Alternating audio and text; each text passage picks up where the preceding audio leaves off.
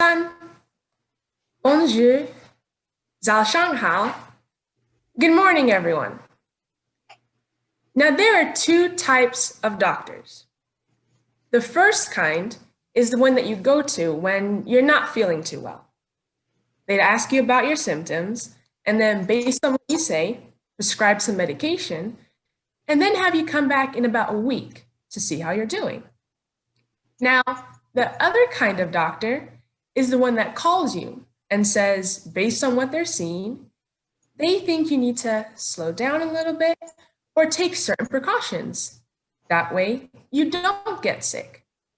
So this type of doctor is the preventative kind, not the curative kind. Now, if I were to ask you, which of these two doctors you'd rather have in your corner? The one that helps you after you've gotten sick, or the one that lets you know before you're about to get sick? I would guess that most of you would rather have that second type of doctor, right? Now, I like to believe that I try to be that second kind of doctor too, in everything that I do, whether I'm speaking, or I'm sharing, or I'm advising, like I've done with some of the 31 presidents and prime ministers that I've met with. And this is why. It takes a lot of time, and it costs so much to fix a problem. But on the other hand, it takes much less time and costs a lot less to prevent that same problem from happening. Now, I'm going to come back to this a little bit later. Anyways, my name is Zuriel Oduwole. I am an 18-year-old girls' education advocate, filmmaker, and global peace envoy. It truly is an honor to be here with you all today. Now, I have to admit, I was really looking forward to physically attending this event in Hong Kong, because it would have been my first time back to the country in many years. I spent a little bit of time there as a young girl when my mom's work took the entire family over there about 10 years ago. And I remember, being this little kid, it was such a fun and new experience for me. I remember walking through the markets at night and seeing these large shrimp fight each other in baskets for attention. And I remember as well seeing people use bamboo as scaffolding around buildings. Those are things that we don't really get to see here in the United States. But as I was thinking about this event, something dawned on me. And that is, why are we having this conversation in the first place? See, when the issue of gender comes up, we are not focusing on boys or young men or men, right? The focus is always on young girls and young women or women in general. But why is that? Why are we not talking about the education of boys or of young men or men in general? I shared this reality a couple of years ago when I went to speak at the United Nations during their General Assembly Week in 2018. Now, it was based off of an experience that I had when I met with the gender minister of Ghana, Honorable Otiko Java. Now, when I met with her, she shared something very, very interesting. She said that in her country, 52% of the population are women. But then the other 48% were born by women. So that leads me to ask here, how did power shift so suddenly to men? And how did the roles and importance of women in society get so diminished? I believe that this is a good place to start the conversation. Now, I want you all to imagine for a moment.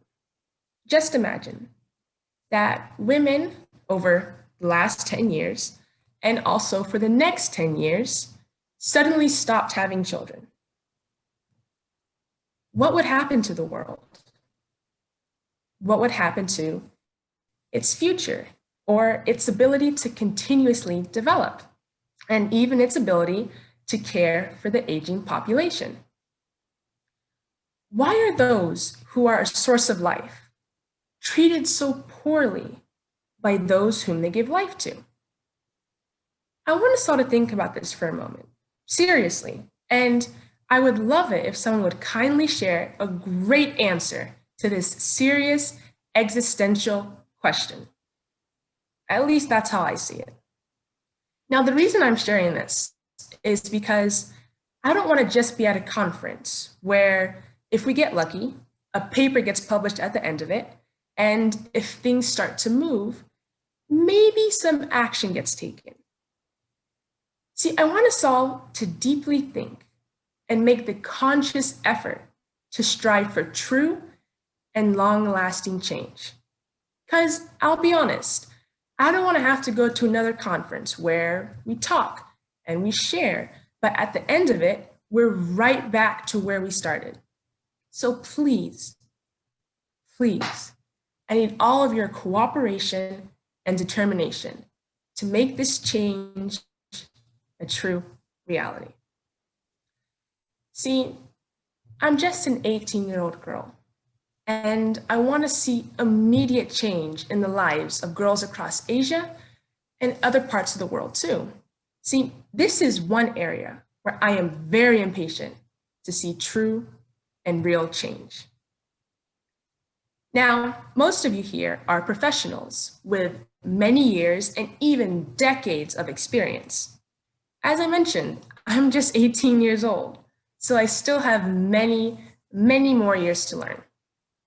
So I'm just going to be sharing a little about 2 out of the 10 areas that this conference seeks to focus on.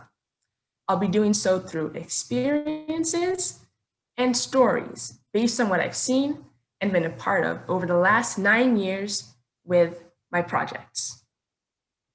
Now, thinking about it, I think one thing that it's important to talk about is, like I mentioned earlier, right?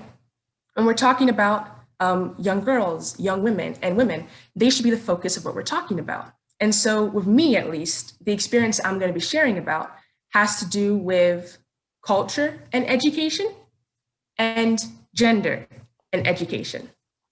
Now, my experiences as a girls' education advocate and as a filmmaker have been in Latin America, the Caribbean, Africa, and even in Asia, when I went to Tokyo, Japan, to show my second film back in 2015.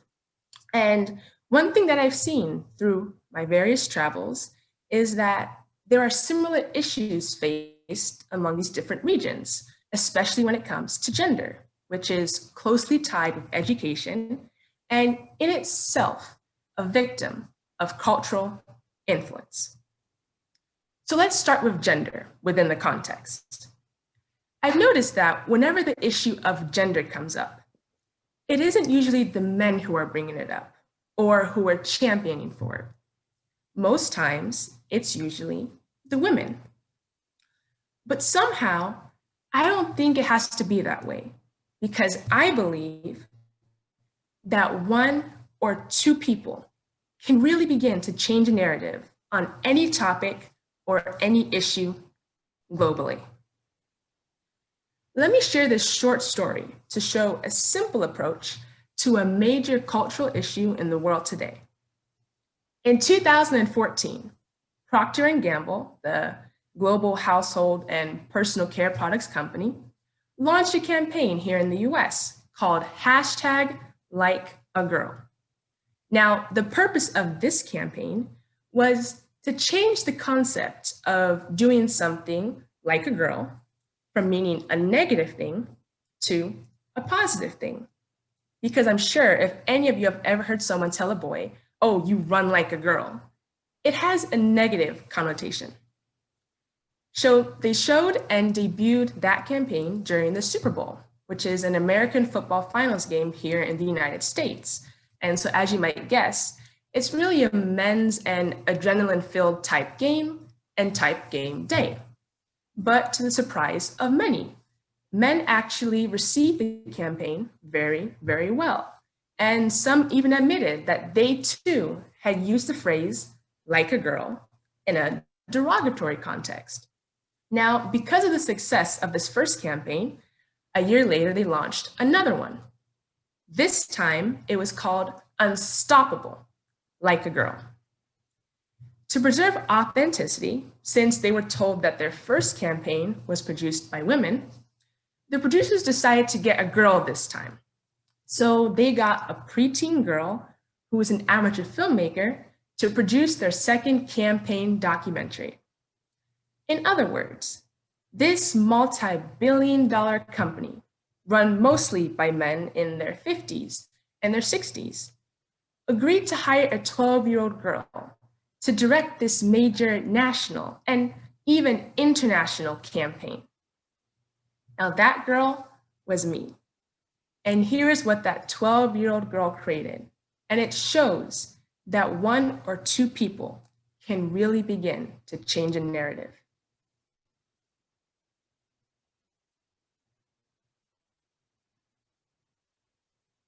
I'm Zuriel Oduwole. I'm a 12-year-old filmmaker and child education advocate. Today, I'm turning the cameras on the Always Like a Girl mission. So I'm very committed and very passionate about girls' education, which is why I am proud to partner with Always, who's been committed to girls' education for over 30 years now.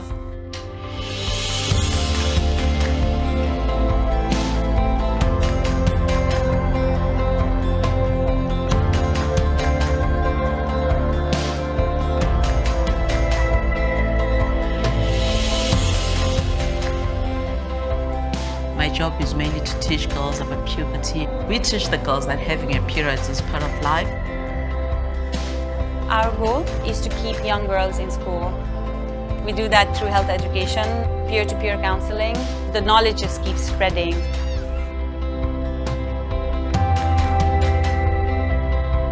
So just because you're going through puberty doesn't mean that you shouldn't have the same confidence as when you're younger. Almost about half the girls who go through puberty every year, which is 50 million, a lot of them do lose confidence. It'll be confusing to them because they won't know what's going on with their body. They won't know if it's a good thing or a bad thing, what's happening. Those two things, where there's puberty education and then the confidence education, is important. They should see that they should still have confidence because there's nothing wrong with what's going on with your body. It's normal for everyone. I think that these TED Ed educational videos would be a great resource for girls who are going through puberty because they can learn a lot from them. If you encourage them, if you allow them to do what they want to do in life, then I think that girls are unstoppable.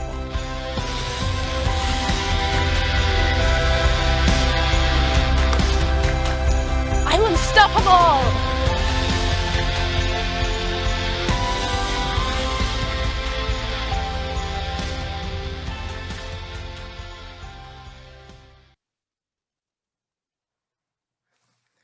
Okay, I hope you all enjoyed that. So let's look at education now. Many of you might remember that about 20 years ago, when the word education was mentioned, it wasn't referring to the primary or secondary level of education. Usually, it was referring to the tertiary level of education, because in many cultures across Latin America and Asia and in Africa, that was the level of education that determined one's potential success in life, as they would go on to become engineers or lawyers, doctors, architects, computer programmers, software developers, and yeah, teachers too. But what a lot of them looked past was that in order to get to that tertiary or university level education, one has to first go through the primary and secondary levels of education. Now, for me, I always try and separate education and schooling because I feel like when you allow those two to converge, that's when messages and missions get lost. And here's what I mean by that. In many cultures across Asia, girls going to school is seen as a taboo for many reasons. But girls learning how to sew or how to cook, or how to tend for farm animals. That's more readily acceptable. Now, what some people might not realize is that some of those girls who were denied the formal schooling are still getting an education because of the things that they're learning about when they're at home. So it then becomes the responsibility of women in leadership positions to find ways to turn those girls' education into skills that can add serious value to their vocational learning. Let me give you an example. Say, for instance, there's a girl who was denied formal schooling her entire childhood, and instead, she was on a farm tending to chicken or to geese, and she's been doing so for the last 10 years. Now, she would happen to know a little something about animal feed. She'd also know about the eggs that they lay, their health and their well-being, and even about the people who are potentially going to buy them. Now, what if we added something simple, like bookkeeping or basic price management? Now, she would begin to turn into a business manager and an entrepreneur, even without that formal schooling. In other words, she is making delicious lemonade out of the lemons that life has thrown at her. Now, how does that sound to some of you?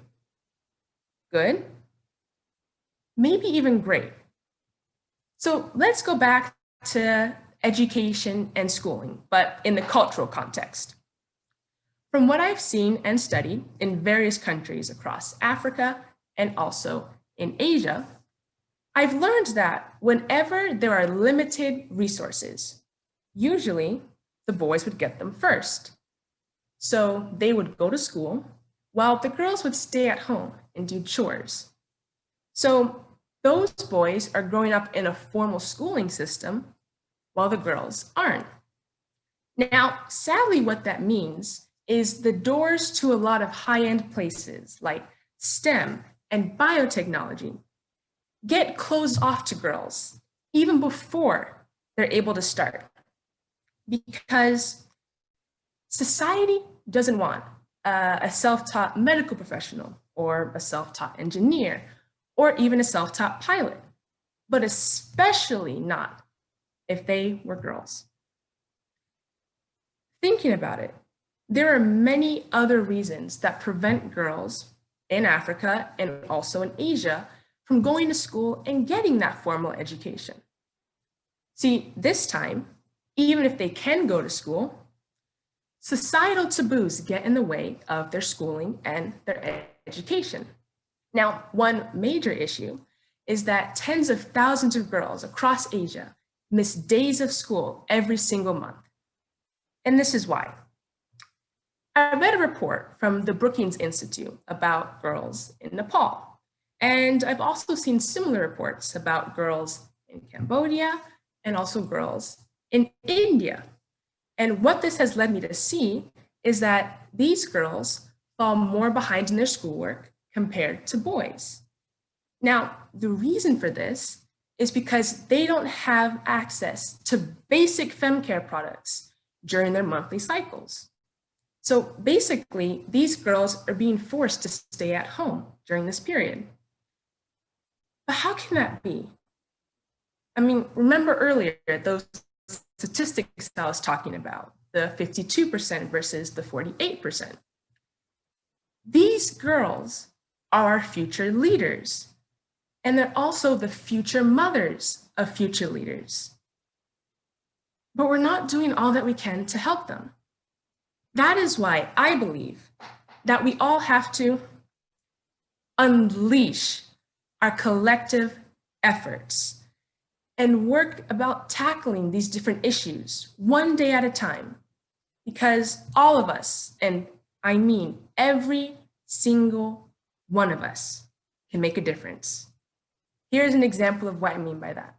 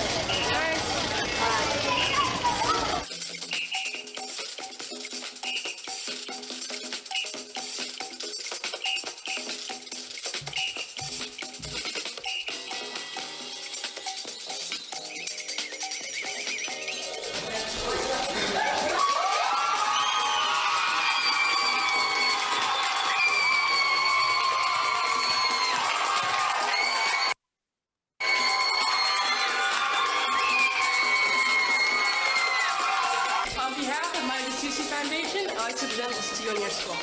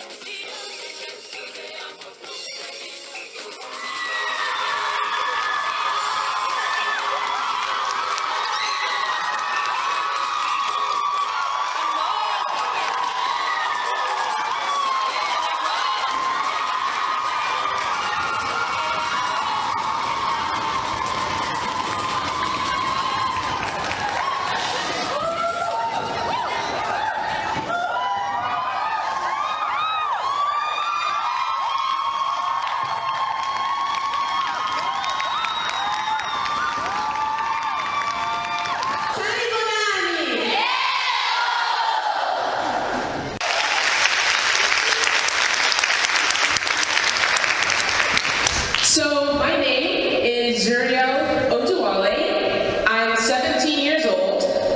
I'm a filmmaker and I'm also a child education advocate.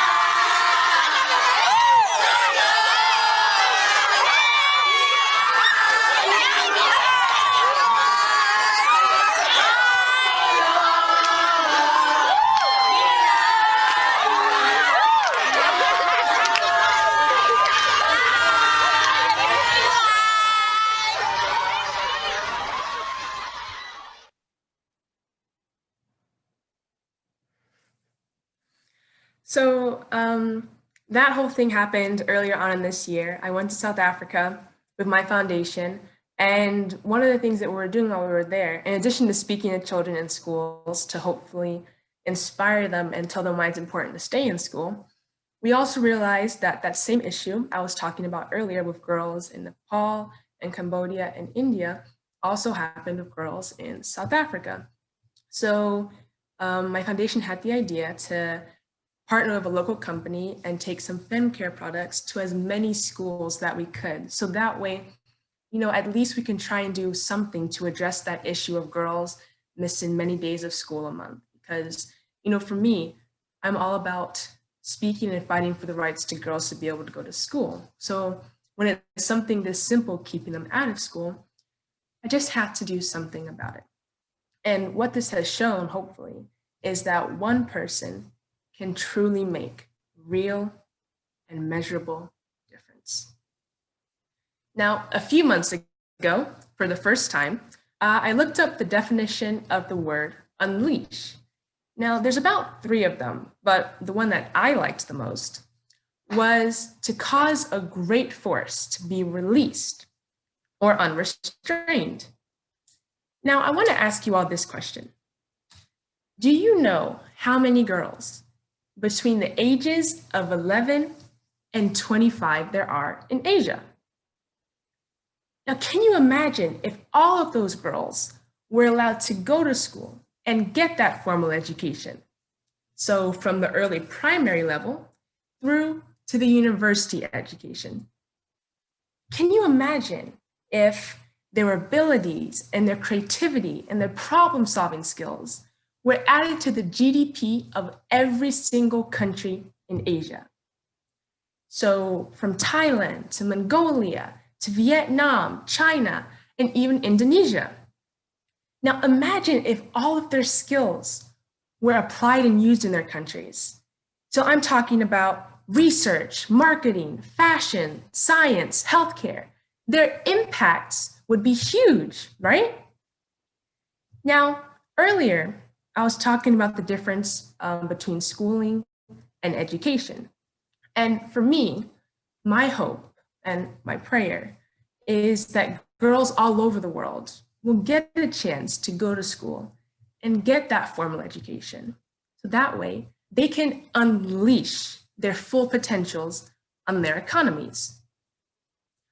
In March of 2018, I met with President Felipe Nyusi of Mozambique in Maputo. And the main reason why I met with him was to talk to him about the issue of girl marriage in his country, but also to show the need for girls to be able to go to school and stay in school until at least the age of 18. That way, they'll have a lot more opportunities in life. Remember those 2 doctors I was talking about earlier? Well, it took some follow-up talking, as well as the help of many, many dedicated people. But I'm pleased to share that in July of 2019, so just 16 months after I first met with President Felipe Nyusi, his country, Mozambique, formally outlawed girl marriage. And as you can imagine, that's amazing news for the thousands of young girls in Mozambique. But sometimes things happen that cause girls to drop out of school for many reasons. And after a while, society begins to say that they're too old to go back to school. So that's when we have to change the message from schooling to education. Take a look at this example of a project initiative that was done with mostly out of school and unemployed young women in Namibia and the skills that they've learned. And I honestly think that this same initiative can be applied across Asia as well.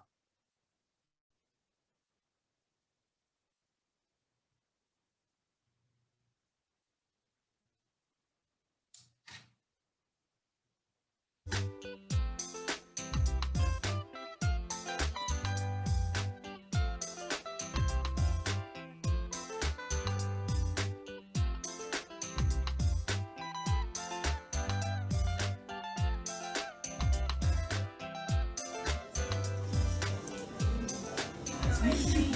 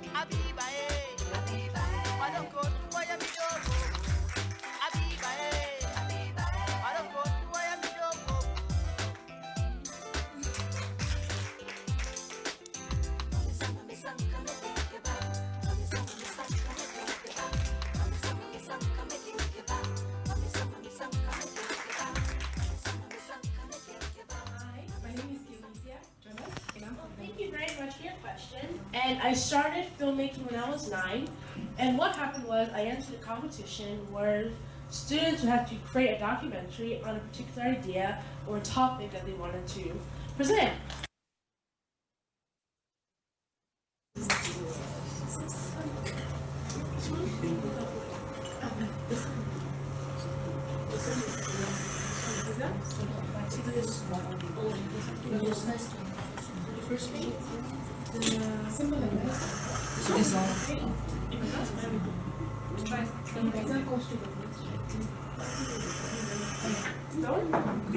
So they've chosen the shape, and this is what it looks like if you play it.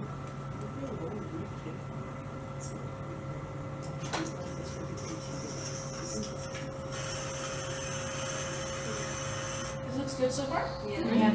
Okay, now you hear the sound. There's a lot of background noise, right? Yeah. Okay, so figure out how we're going to get that. Now here we want to mute the video because of all the background noise. There's no talking, nothing going on. So we would do video volume and bring it all the way down to mute. So now if we play it, you see it's quiet? Mm-hmm. And then that's where if you want, you can add music, you can add whatever you want. You can add voiceovers. And the way you would do it is, once you record your voice, you would upload it onto your computer, and then you would go to home, is it? Yes. You do add music, if it's music. If you have songs on your computer you want to add, you just click on it. Or if you want to do a voiceover where you're talking over what's going on, then you would click on record narration, you click record, you talk over the video as it's going along so you can see what's showing as you're talking. And then once you're happy with what you recorded, then it would show up here. So we're going to practice that.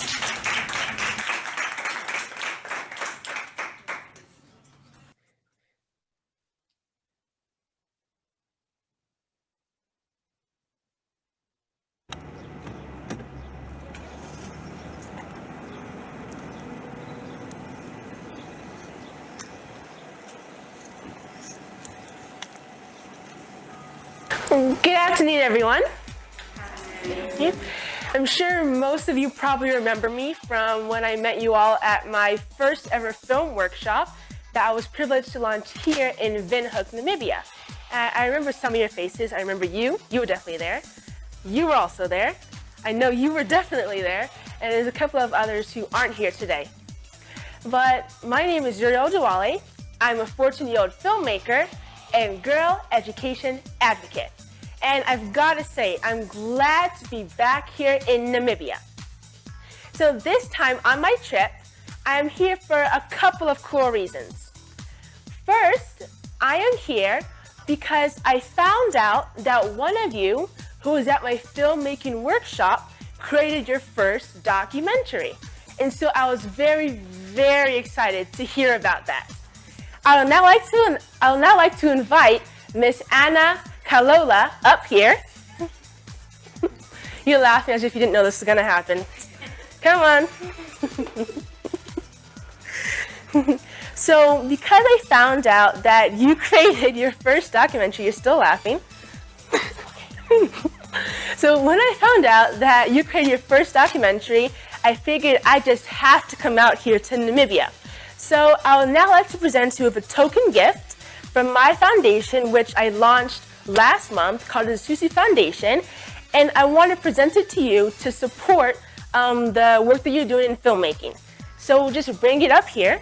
One second. So I have two things to present to you. The first thing I want to give you is something that they use whenever they create movies and documentaries. Usually directors use it so that way they can help separate scenes that they are shooting. Now in the film industry we call it a clipboard. So you might not have used one in your last documentary, but I hope you can use one from now on. Here you go.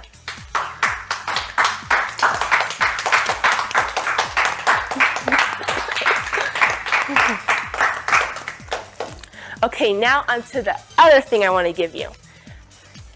So this is the token gift that I was talking about, and I'm hoping that with this you'll be able to continue to go out and create more documentaries.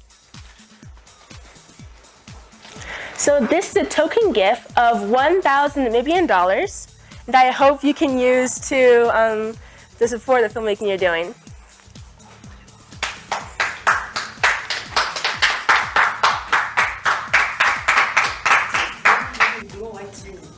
I didn't have a camera that day. I didn't have one. I don't even have one.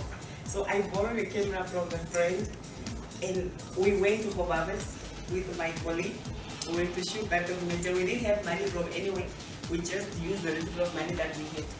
So we went there, and when I got them, my heart broke again into pieces, because when I saw how these kids were living, the conditions, the plastic houses that they were living in, I felt like, God, I don't have money, but let me use this camera to speak to somebody who can help them. And when I was finished with editing and everything, I said, okay. I sent it to her, and when I sent her the link, and I'm like, okay, maybe something might come out of this or what, but let her just see it, to know that she didn't come to Namibia for nothing. Something came out of it. So I sent it to her, and I'm like, and when I got the second invitation that she's coming back, I'm like, oh, thank you, Jesus. Maybe there's some good news. So really, I just want to say thank you, and this contribution, it will really just go a long way, and something will come out from it. I really just want to say thank you. Thank you so much. Thank you.